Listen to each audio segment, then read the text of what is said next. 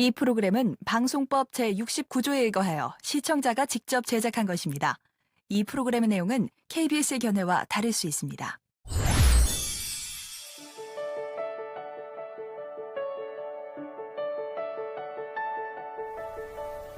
안녕하세요. 역사가 된 청년 김대건을 기획 연출한 이미정입니다. 2021년은 김대건 탄생 200주년 희년이고 김대건 신부는 유네스코가 지정한 올해의 세계 기념 인물입니다. 25살의 청년 김대건이 우리나라 최초의 신부가 되어 조선에 돌아와 내륙에 첫 발을 디딘 곳이 바로 저의 고향 강경이라는 사실을 최근에 알게 되었답니다. 그가 살았던 시대의 역사적 배경을 알아보기 위하여 이 영상을 만들게 되었습니다. 감사합니다.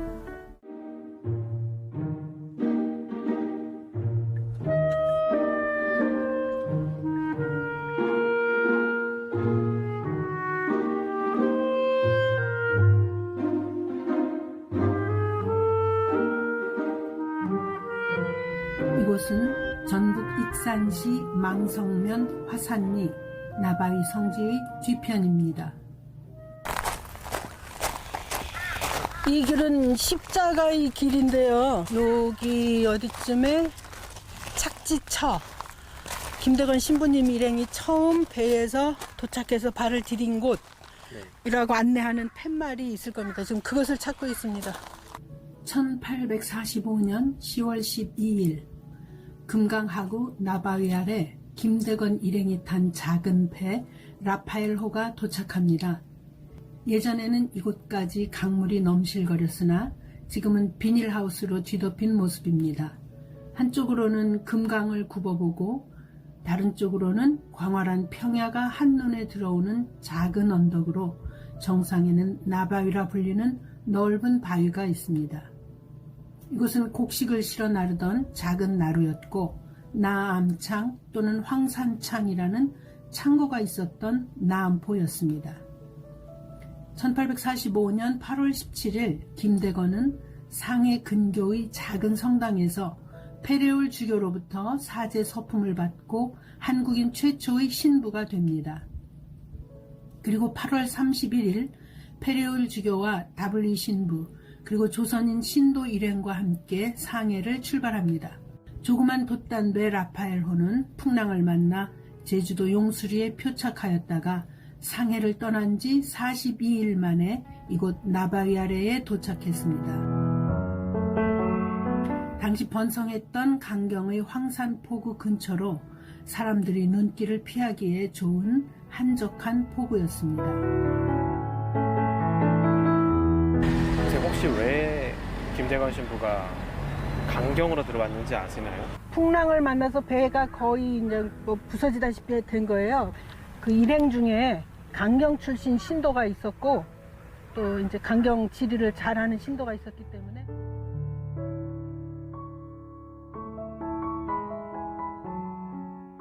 나바위 성당은 김대건 신부의 귀국을 기념하여 1907년에 완공한 전라도 지방에서는 가장 오래된 성당으로 언덕 위의 나바위 옆에는 김대건 신부 순교 기념비와 망금정이 있습니다.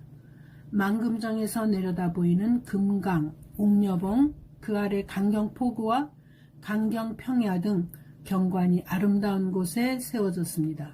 나바위 성당은 김대건 신부 일행의 도착지라는 점과 천주교가 이 땅에 정착하면서 서양식과 한국의 전통적인 목조 건축이 조화되도록 절충한 건축 양식으로 유명합니다. 한식 기와를 얹은 본당 지붕, 지붕 아래의 팔각 채광창, 누출된 석가래, 가운데 칸막이로 남녀석을 구분한 목조 한식 성당으로 전례와 교회 건축의 토착화의 좋은 사례인 동시에 남녀 구분의 유교 문화의 바탕 위에 가톨릭을 수용한 한국 천주교회의 특성을 잘 반영한 설계입니다. 당시에 김대건 신부님 일행을 맞이했던 소나무라는 거죠. 170여 년이 지난 후에 이렇게 굵고 단단한 아주 깊이 뿌리 박은 소나무로 자라있다. 1845년 10월 12일 밤 8시경 김대건 신부 일행이 나안포 무트로 내립니다. 일행은 페레올 주교와 W 신부에게 상복을 입히고 인접한 강경으로 갑니다. 구스노이 집에서 하룻밤을 유숙하게 됩니다. 페레올 주교와 W 신부는 다음날 한양으로 향하고 김대건 신부는 구스노이 집에서 2주를 머물며 사제의 직분을 실천합니다. 김대건 신부 일행이 서해를 건너 내륙에 첫 발을 디딘 곳이 강경이라는 사실은 사제를 그리던 조선교회의 간절한 꿈이 강경에서 실현됨으로써 강경이 한국 가톨릭교회사적으로 큰 의미를 갖는 역사의 현장이 된 중요한 사건입니다. 배 모양을 본떠 지은 강경 성당은 2015년 8월 25일 국가 등록 문화재가 되어 나바위 본당과 함께 많은 이들이 찾는 순례지가 되었습니다. 신부가 되어서 고국에 돌아와 첫 미사를 봉헌한 곳이 강경이란 말이죠. 우리가 나바위 성당과 강경을 찾아오게 된 계기는 2021년이 김대건 탄생 200주년이 되는 희년이기 때문입니다. 희년이란 중요한 사건을 100년 또는 50년 단위로 기념하는 행사를 말합니다. 그리고 강경은 바로 저의 고향이랍니다. 김대건 신부 일행이 도착한 곳이 강경 황산포라는 사실에 깜짝 놀랐지요. 고향의 재발견, 바로 그것이었습니다. 강경에서 고등학교까지 다닌 절친 3명에게 김대건이 신부가 된 후 내륙에 처음 도착한 곳이 강경이라는 사실을 아는지 전화로 물어보았습니다. 김대건 신부라고 들어보긴 들어봤지. 나도 전혀 몰랐네. 그쪽은 모르지. 김대건 신부. 황산포에 머물러서 어디 있었다. 이거는 모르네 나는. 최초의 우리나라 신부잖아. 캐톨릭에 감사한 것이 뭐냐면 캐톨릭이 들어오면서 나중에 우리가 들어왔으니까 피를 덜 흘렸지. 3명 모두 김대건이 최초의 신부인 것은 알고 있지만 강경과 관련이 있다는 사실은 모르고 있었습니다.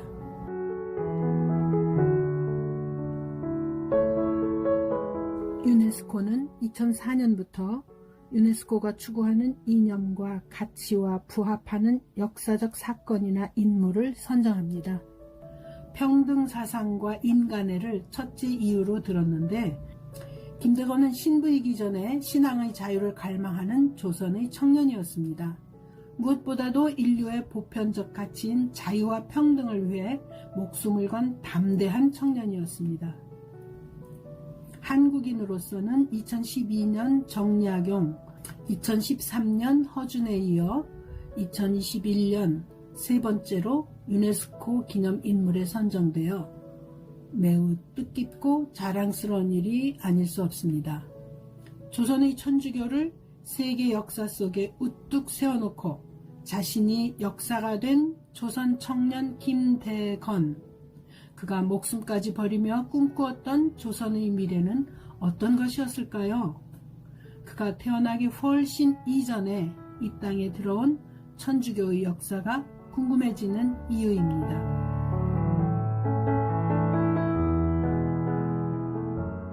서울 대교구 주교좌 명동 대성당입니다. 1898년 5월 29일 축성된 우리나라 최초의 본당으로 한국 천주교회의 상징이자 심장입니다.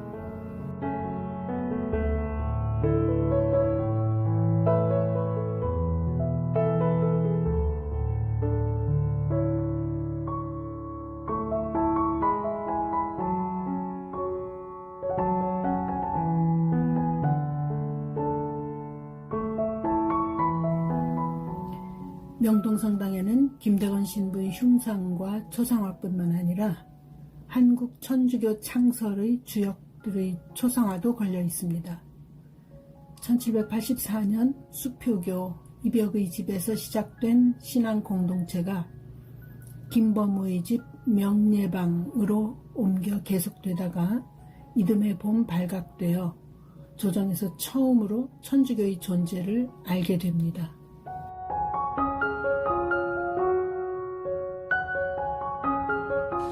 네, 근데 여기 성당이 있잖아요. 네. 이 성당에 몇 번 와보셨어요? 아니 오늘 처음 왔어요. 처음 오셨어요?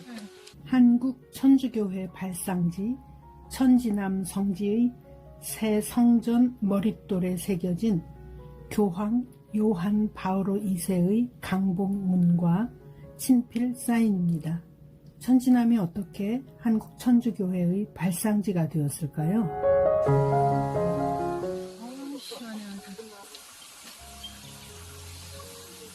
여기가 왜 천주교의 발상지인지.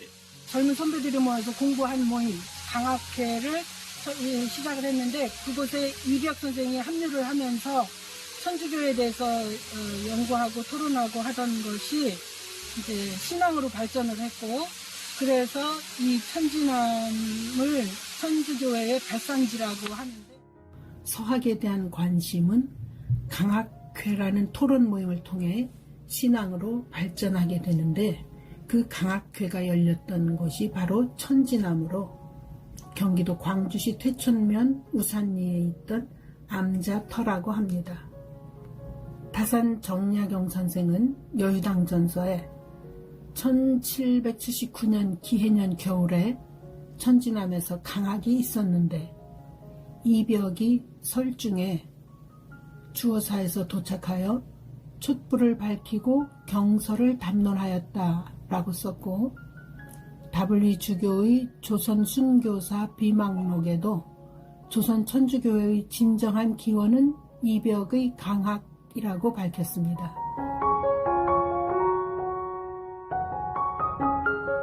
이승훈이 아버지를 따라서 아버지가 동지사 일행으로 가는데 직전에 가서 세례받고 성물들을 가지고 돌아와서 이승훈과 이벽이 함께 한국 천주교회, 자기가 세례를 받고 왔으니까 가서 중국에서 보고 온 것을 그대로 자기가 사제처럼, 네. 실제로는 성직자가 아닌데 성직자처럼 세례를 주는 거야, 신도들한테.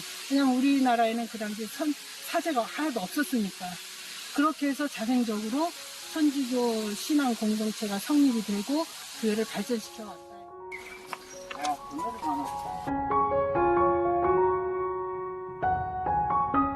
김대건 집안이 천주교 신앙을 받아들인 것은 증조부 김진후부터였습니다. 1791년 윤지충이 모친상을 천주교식으로 치러 제사를 안 지내고 위패를 불사른 일이 조정에 알려져 전주 가명에서 순교하는 진산 사건이 일어났을 때 김대건의 증조부 김진후도 옥에 갇히게 됩니다. 1801년 정조 승하 후 유배를 갔다가 1805년 다시 체포되어 10년의 옥고 끝에 1814년 12월 순교합니다. 이듬해 12월 종조부 김한현이 순교하니 당진 솔매의 대를 이은 독실한 가톨릭 집안 김대건은 어쩌면 태어나기도 전에 이미 순교의 운명이 예정되어 있었는지도 모르겠습니다.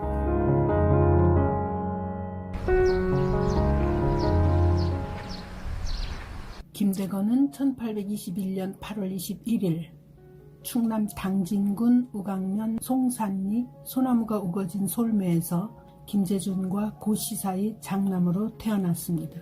7살까지 솔매에서 지내다 1827년경 조부 김택현이 가족을 이끌고 박해를 피해 용인 한덕골 산중으로 피신하였고, 1835년 부친 김재준이 골배마실로 이주하여 농사로 생계를 유지하였습니다.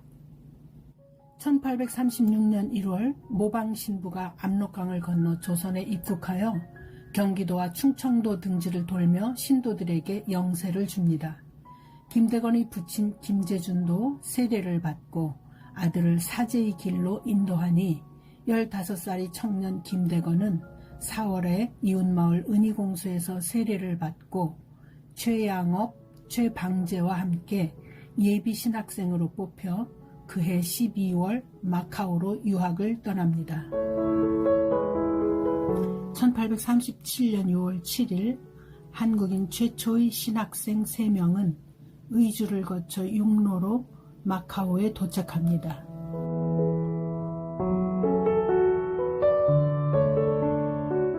파리 외방전교회의 신부들로부터 프랑스어, 라틴어, 중국어와 철학을 공부하고 낯선 곳에서 유학생활에 적응해 가던 중 1837년 11월 27일 동료 최강제를 열병으로 잃게 됩니다.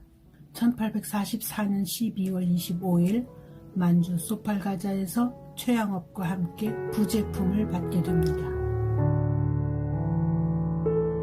한편 조선에서는 이전보다 더욱 광범위하고 전국적인 박해로 김대건의 부친 김재준이 서소문에서 순교하고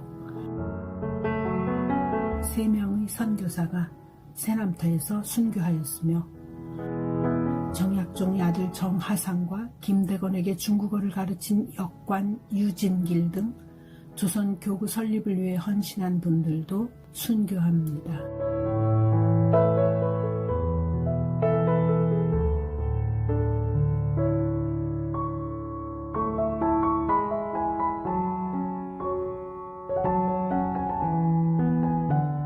(1845년 1월 1일) 압록강을 건너 10년 만의 입국에 성공하여 1월 15일 서울에 잠입합니다. 외국 선교사들이 입국 준비 및 조선 순교사를 집필하고 교세 확장에 집중합니다. 11월 비로소 모친과 아우를 상봉하고 은희공소에서 전교하며 비밀리에 각지를 순방하면서 조선인 사제를 고대하던 신도들을 격려하고 전도합니다. 한국인 최초의 신부 김대건은 비록 1년여의 짧은 기간의 활동이었지만 한국인 성직자의 자질과 사목 능력을 입증하여 조선 교구의 부교구장이 되었고 투철한 신앙과 신념으로 성직자로서의 진면목을 보여주었습니다. 1846년 5월 14일 선교사의 입국로를 개척하기 위해 교우들과 함께 서해로 나아가 백령도 부근을 답사합니다.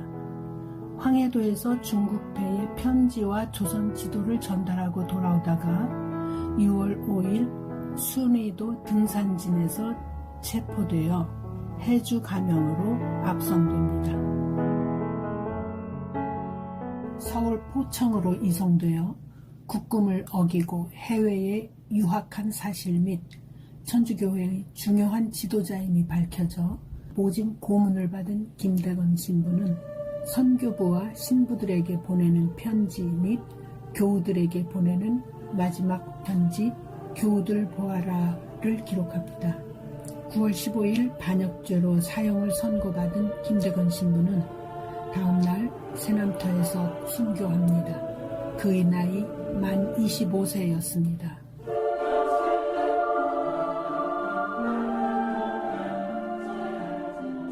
교수님께서는 김대건 신부의 순교가 종교계에 나아가 조선 전체에 어떤 영향을 미쳤다고 보시는지요?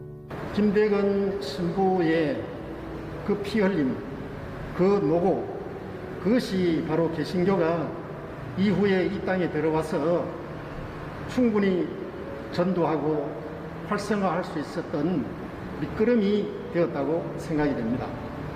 김대건 신부는 대한민국을 세계화시키고 대한민국을 사상의 자유로 이끌어 나갈 수 있는 언어를 비롯하여 음악과 그림 등 다방면에 탁월한 소양을 갖춘 우수한 인재였고 진정한 세계인이었던 청년 김대건. 한국 천주교회를 세계 속에 우뚝 세워놓고 그 자신 역사가 되어 쓰러져 갔습니다.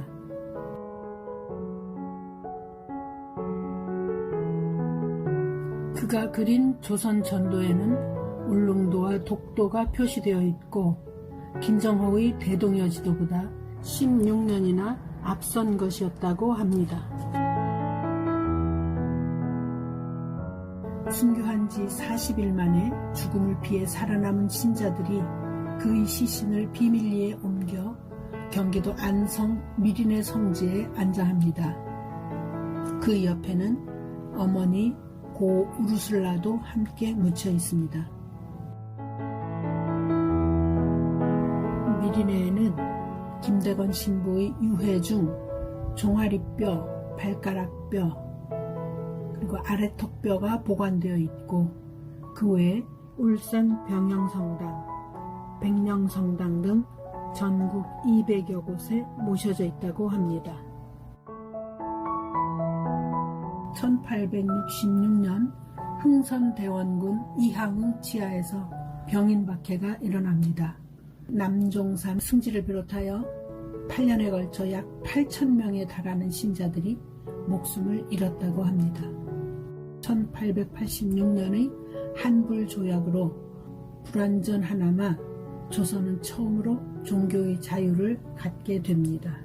수없이 죽어간 이 땅의 민초들과 천주교 창립 선조들 그리고 파리 외방전교회 선교사들 무엇보다도 한국인 최초의 사제 순교자 김대건 신부가 뿌린 피의 대가로 얻어진 신앙의 자유였습니다.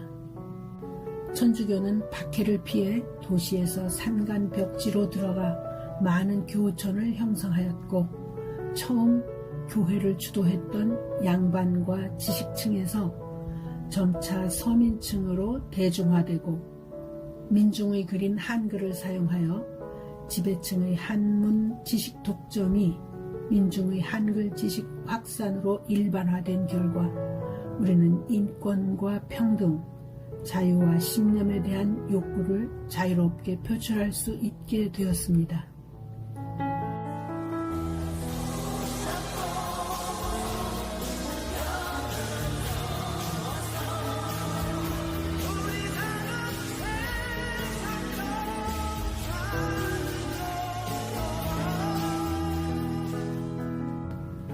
그는 조선 백성, 나아가 전 인류가 자유라는 열매를 누리도록 하나의 씨앗이 되어 우리 모두의 마음속에 그리고 역사 속에 영원히 살아있을 것입니다.